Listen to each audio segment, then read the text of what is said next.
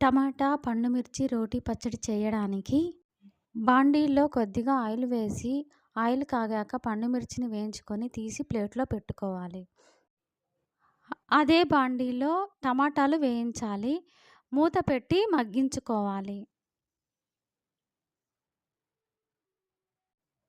టమాటాలు మగ్గినాక ఒక ప్లేట్‌లో తీసి పెట్టుకోవాలి.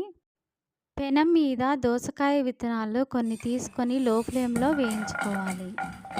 దోసకాయ విత్తనాలను రోట్లో వేసుకొని మెత్తగా దంచుకోవాలి.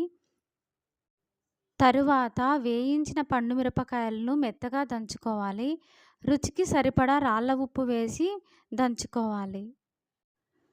కొంచెం మెత్తగా దంచుకున్నాక వెల్లుల్లిపాయలను వేసి దంచుకోవాలి. తరువాత వేయించిన టమాటా పండ్లను కూడా వేసి మెత్తగా దంచుకోవాలి. గనక లైక్